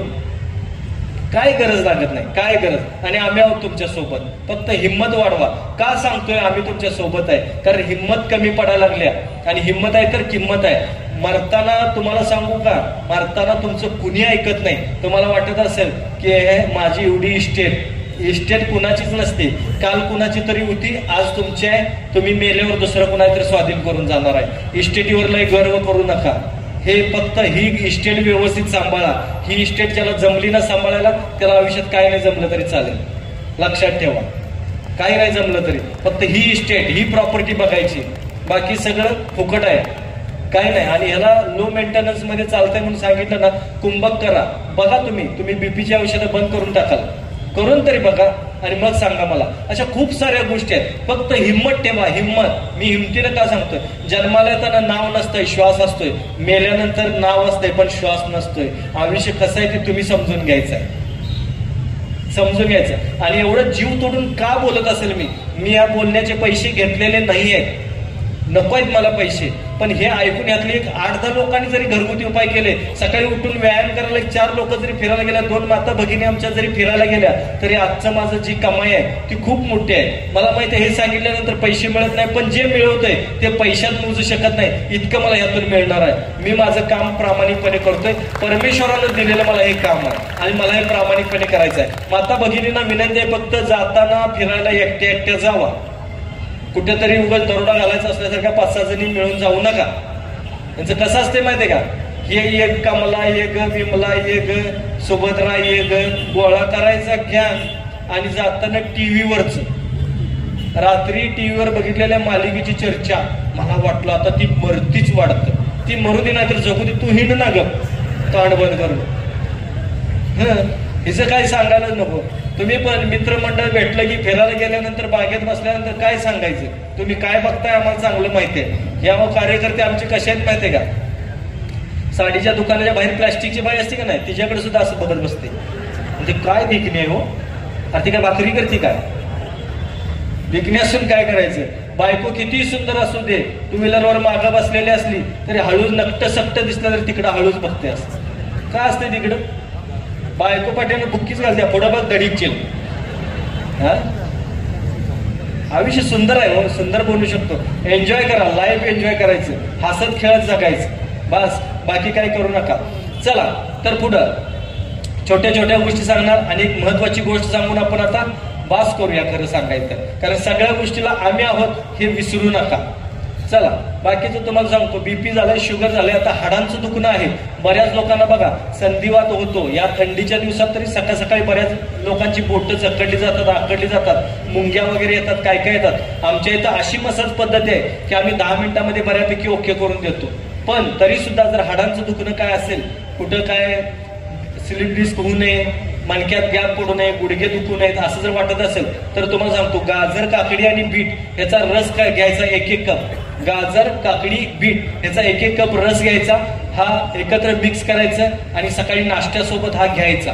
बघा तुम्ही 15 दिवसात हळूहळू फरक जाणवा लागेल. महिन्यात, 1.5 महिन्यात, 2 महिन्यात पूर्ण हाडांचं दुखणं, संधिवात वगैरे बऱ्यापैकी नॉर्मल होऊन जाईल. तरी सुद्धा त्यातून गुडघे दुखत असतील तर गुडघ्यांसाठी बटाटा उकडवायचा आणि त्याच्यावरती लेप द्यायचा, लगेच थांबून जातोय. त्याच्यापेक्षाही जास्त जर दुखत असेल तर कडुलिंबाची पानं उकडवायची आणि उकडून ती लावायची, गुडघ्यांवरती लावायची.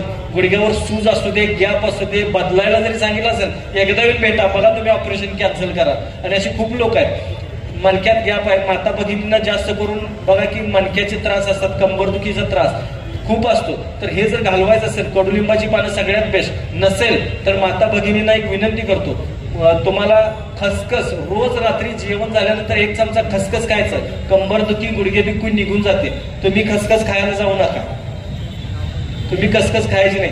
तुम्ही पांढरे तीळ खायचे रोज 1 चमचा. तुम्ही सकाळी खायचे, ताई सगळ्यांनी रात्री खायचे, महिलांनी रात्री खसखस खायची आणि पुरुष मंडळींनी सगळ्यांनी सकाळी नाश्त्याच्या अगोदर किंवा नाश्ता झाल्यानंतर पांढरे तीळ, मस्तपैकी पांढरे तीळ तोंडात टाकायचे. चावत चावत तुम्ही तुमच्या कामाला गेलात तरी चालतंय.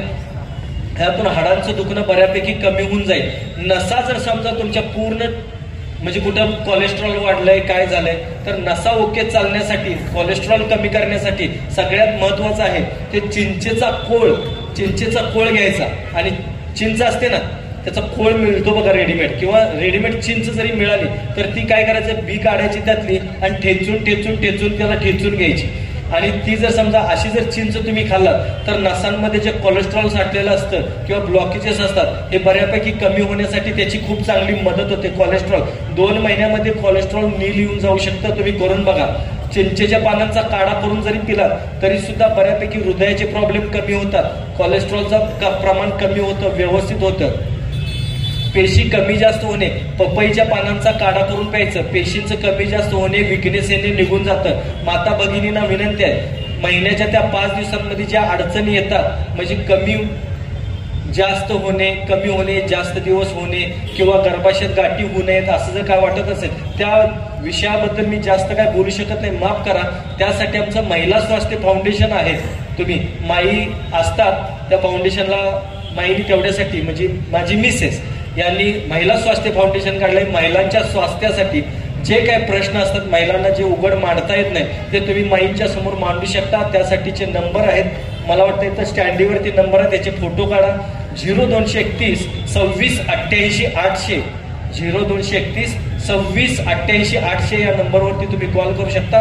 माईंना तुम्ही त्याच्यावरती तुमचे प्रश्न विचारू शकता. त्या प्रश्नांची व्हॉट्सअप नंबर पण आहे, त्याच्यावर व्हॉट्सअप करा तुमचा प्रश्न, त्याचं तुम्हाला पण उत्तर मिळेल. या नंबरवरती तुम्ही फोन केला हे बरोबर डिवाइड होतात. तुम्हाला महिला स्वास्थ्याला करायचं आहे, महिला स्वास्थ्याला जातो.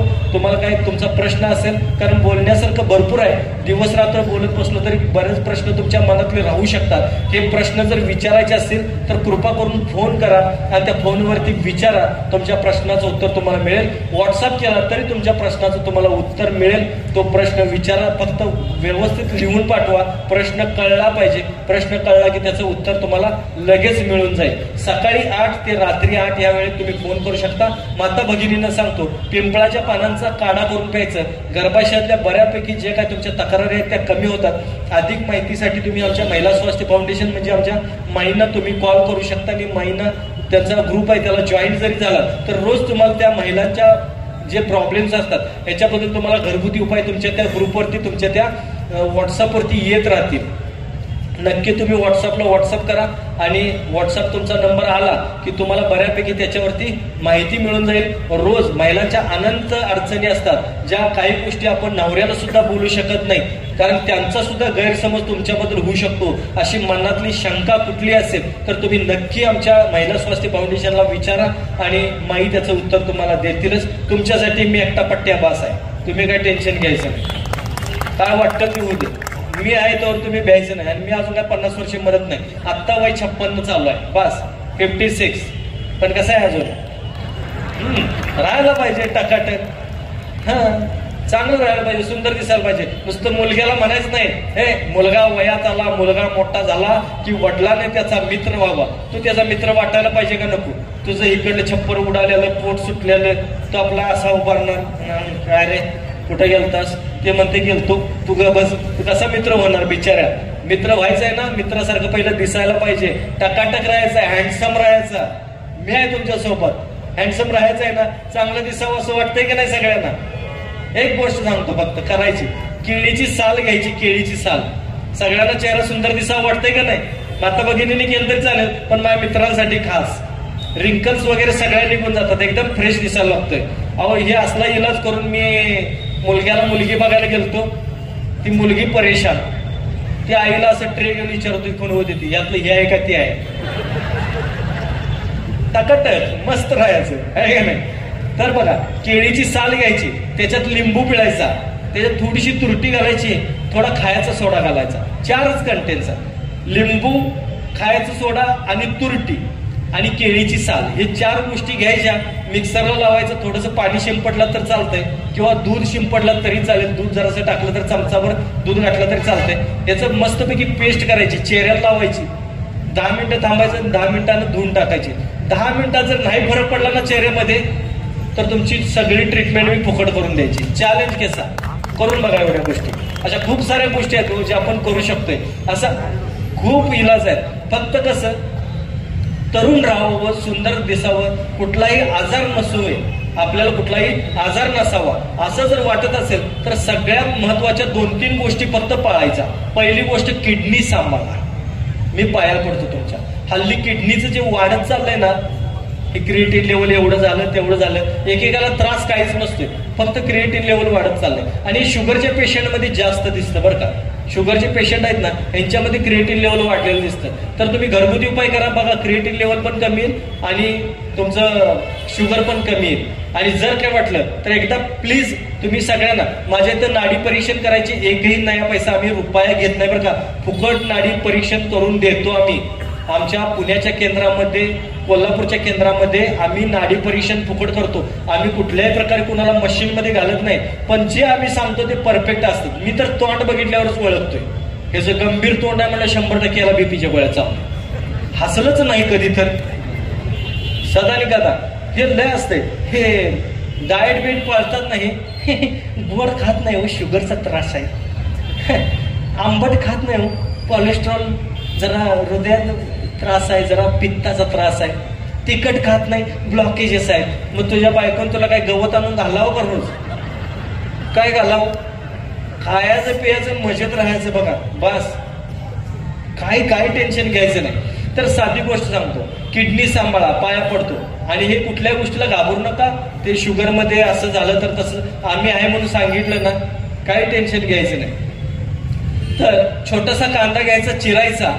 छोटासा कांदा घ्यायचा, चिरायचा आणि तो साधारण 3 ग्लास पाण्यात टाकायचं. आटवून 1-1.5 ग्लास हे पाणी करायचं. तर कांद्याचं पाणी आटवून 1-1.5 ग्लास करायचं मंद आचेवरती. वस्त्रगाळ करायचं आणि हे पाणी प्यायचं. 4 दिवस केला तर तुम्हाला कमीत कमी 3 महिने मागं वळून बघायची गरज लागत नाही. 5-7 दिवस केला, 7 दिवस केला तर 5-6 महिने तुम्हाला मागं वळून बघायची गरज लागत नाही. आणि साधारण 15 दिवस जर केला, सगळ्यांसाठी 15 दिवस जर केला तर कमीत कमी वर्षभर तुम्हाला कुठल्याही प्रकारे त्रास होणार नाही. एवढं फक्त करून बघा बस.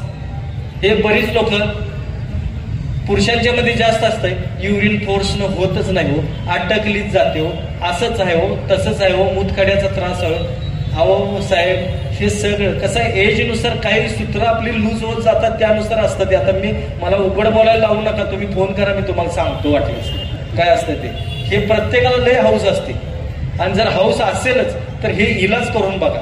पांढरे तीळ खायचे, हे कांद्याचं करायचं. माता भगिनींना सुद्धा तुम्हाला सांगतो, हार्मोन्स इनबॅलन्स होत असताना बहुतांशी तुम्हाला जो त्रास होतो ना, अनामिक भीती वाटणे, तर गाजराचा रस फुलपात्र भरून काढायचा, त्याच्यात 1 चमचा मध घालायचा, हे मिक्स करायचं आणि प्यायचं. ज्या दिवशी प्याल त्याच्या 3ऱ्या दिवसापासून, म्हणजे हे चालूच ठेवायचं. 21 दिवस, 31 दिवस, 3 महिन्यापर्यंत तुम्ही करू शकता. हे जर केलं ना, तुम्हाला अनामिक भीती आहे ना, 3ऱ्या दिवसापासून अनामिक भीती बंद होऊन जाते. हृदयाची धडधड वाढणे, अचानक दचकणे, हृदयाची धडधड वाढते बघा. कुणाचा तरी ऍक्सिडेंट झालं असून ते ऐकून तुम्हाला प्रेशर येतं. हे गाजराचा रस फुलपात्र भरून काढायचं, त्याच्यात 1 चमचा मध घालून हे प्यायचं बस. कांदा बारीक चिरायचा, एकदम कांदा बारीक चिरायचा आणि मधात मिक्स करून खायचा बस. त्यानं सुद्धा तुम्हाला हृदय चांगलं ठेवायचं आहे. हृदय चांगलं ठेवायचं आहे फक्त, कुणाला तर द्यायचं नाही. नाहीतर हे एक माझे मित्र असे आहेत ना, कॉलेजमधलं लव अजून रडत्यात. नाही रे म्हणतात, तिच्या बरोबरच व्हायला पाहिजे होतं. काय सांगू, जिच्या बरोबर केलंयस तिच्या बक्की 2 मुलं झालीत हिच्या बरोबर, तरी तिचीच आठवण काढून रडत असते. हे काय नाही, कॉलेजमधलं लव हे कसं असं प्रेम प्रकरण मला जरा डेंजरस वाटते खरं सांगायचं तर. जीवापाड ज्याच्यावर प्रेम करतोय ना, तीच जीव खात्यात बघा, तीच जीव खात्यात. त्यांना कमजोरी माहिती असते, त्यामुळे ती सोडून जातात, लग्न होत नाही. आणि मग त्याचा त्रास करून का नाही, हे दारूच्या नशेत जाते. काय आहे, अशा लोकांना सोडलेलं सगळ्यात भारी असतं बरं का. तुम्हाला खरं सांगतो की कधी आयुष्यभर तुम्हाला चांगलं ठेवत नाही. जी आहे ना सोबत त्यांचा विचार करा. मी पाया पडतो. नवरा बायकोंचं असंच असते, नातं खूप चांगलं असते, पण नवरा बायकोवर जोक मारतोय, बायको नवऱ्यावर जोक मारते. हे बंद करायचं. तुम्ही खरंच म्हणू नका की आमच्यानं कोणी गंडवू शकते, हे म्हणू नका. कारण त्याची किंमत तुम्हाला कधी कळणार नाही माहिती आहे, ज्यावेळेस तुम्ही मरल त्यावेळेस. मेलत ना, खरं सांगतो, हे तुम्हाला लय झालं ना, 10-12 दिवस काय वाटत नाही, घरात सगळे असतात. 10-12 दिवस आणि ह्यांचं कसं असतं माहिती, नवरा मेला म्हणून गप बसत नाही, रडायचं, हू म्हणून रडायचं, माझा असा गणी माझा तसा गणी अमुक गणी तमुक म्हणायचं.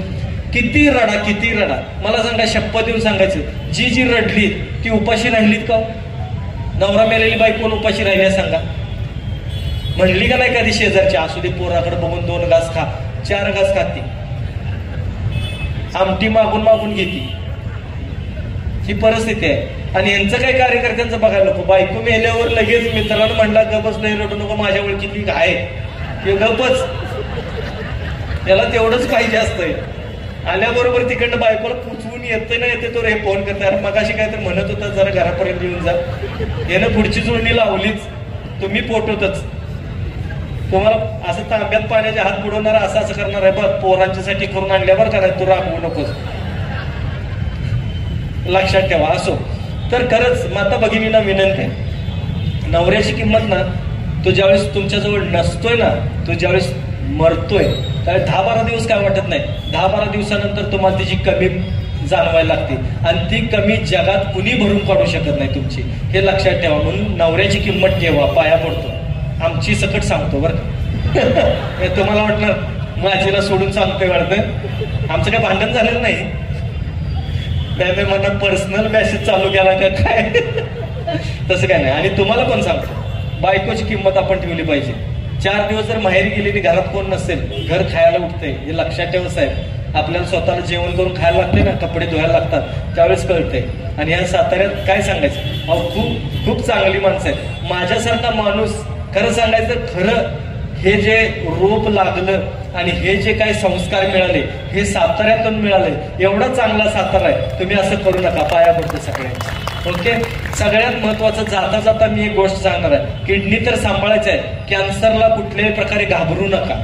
आता कॅन्सरचं प्रमाण खूप वाढायला लागलंय ना, तुम्हाला साध्या साध्या गोष्टी सांगतो, कॅन्सरला घाबरू नका.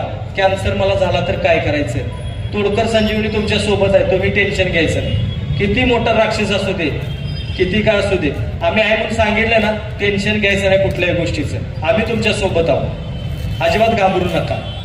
कॅन्सर होऊ नये किंवा कॅन्सर झाल्यानंतर काय करायला पाहिजे हे आपण सगळं तुम्ही फोन करा, त्याच्यावरती माहिती मिळेल. तरी सुद्धा तुम्हाला मी काही गोष्टी बोलतो. आज जर तुम्हाला निरोगी राहायचं असेल, आयुष्य चांगलं ठेवायचं असेल, बीपी, शुगर, कॅन्सर असले कुठल्याच आजार होऊ नयेत असं वाटत असेल, तर थोडा व्यायामाचा अभाव आहे, तो अभाव भरून काढा. व्यायाम भरपूर करायचा, व्यायाम करा, शरीर चांगलं राहतंय, मसल चांगले राहतात. योगा करा, भले तुम्ही जिन्यावरनं खालवर करा. बघा बऱ्यापैकी तुम्हाला 4 दिवस 8 दिवस 15 दिवस त्रास होईल, पण 15 दिवसानंतर सवय झाली व्यायामाची की तुम्हाला त्रास होणार नाही, आणि त्याच्यानंतर तुम्हाला बऱ्यापैकी तुमचं शरीर हळूहळू चांगलं व्हायला लागलेलं तुमचं तुम्हाला जाणवेल. व्यायाम भरपूर करा. मला एक प्रश्नाचं उत्तर द्या सगळे, इथं जे बसले यातलं शरीर शुद्धी किती लोकांनी केली? खूप कमी. हजारो लोक आहेत, 2-3 हात वरती आल्यात. शरीर शुद्धी म्हणजे काय माहिती आहे का तुम्हाला? जसं निसर्ग करतो बघा की इतर प्राणी पक्षी असतात तसं राहिलं पाहिजे. आमच्याकडे लय विचित्र पद्धत असते खरं सांगायचं. शरीर शुद्धी जर करायची असेल निसर्गाकडे बघायचं. निसर्ग वर्षातून एकदा बघा काय करतो, झाडं काय करतात, आपली पानं पूर्ण गाळून टाकतात आणि नवीन पालवी फुटते. दरवर्षी वाढदिवस ते कसं करतंय, तरुण होऊन करतंय का नाही? आम्ही वाढदिवस करतोय दरवर्षी म्हातार होतोय. हे लक्षात घ्या. वाढदिवस दरवर्षी करताना लोकांनी म्हणायला पाहिजे की दिवसेंदिवस तू तरुणच होत चाललाय, दिवसेंदिवस तुला बहार येत चाललाय. हे बहार येऊ शकतो दिवसेंदिवस. 100 वर्षाचं आयुष्य निरोगी मिळू शकते तुम्हाला, आणि मिळतंय. पूर्वी औषधं नव्हती त्यावेळेस लोक 100 वर्ष जगायचे. आज एवढे दवाखाने झालेत, एवढं सगळं आहे, पण तरी सुद्धा माणसाचं आयुष्य कमी झालंय. त्याला जबाबदार आपण आहे. पहिली गोष्ट व्यायामाचा अभाव, दुसरी गोष्ट आपण शरीर शुद्धी करत नाही. शरीर शुद्धी केली पाहिजे, आणि शरीर शुद्धी सगळ्यात महत्वाची, सगळ्यात महत्वाची. कारण बघा, गाडी महिन्याला ऑइल बदली करता का नाही? गाडी काय किती 100 वर्ष टिकते का गाडी? पण ऑइल बदली केल्यानंतर, नाही केल्यानंतर 1-2 वर्षात खराब होईल, पण ऑइल बदली केल्यानंतर किमान 20-25 वर्ष तरी गाडी टिकू शकते. सगळ्यांचं आयुष्य वाढू शकतंय ऑइल बदलीतून. ह्या बॉडीचा ऑइल बदली केलंय का? वरनं किती महागातला साबण लावा, किती चांगला साबण लावा, काही उपयोग नाही. पण आतून जे आपलं खातो ना, तर त्याच्या आतून बटाट्याची सालं, टोमॅटोची सालं अडकलेली असतात. हे कोण काढणार? हे कसं शुद्ध करणार? हे करायचं जर असेल तर सगळ्यांना एक विनंती करतो, 3 प्रकार मी सांगतो, तिन्हीतला तुम्हाला जमल ते करा. पहिला प्रकार आहे, तो पहिला प्रकार आहे मस्तपैकी तुम्ही पंचकर्मा सेंटरमध्ये जायचं. पंचकर्मा सेंटरमध्ये गेल्यानंतर पहिल्या दिवशी वमन देतात, म्हणजे उलटी करून घेतात. दुसऱ्या दिवशी बस्ती, तिसऱ्या दिवशी पोटाची मसाज, चौथ्या दिवशी पाठीची मसाज, 5व्या दिवशी तुम्हाला डोळ्यात, नाकात, कानात सगळीकडे वेगवेगळ्या प्रकारचं ऑइल घालतात आणि साफ करून देतात.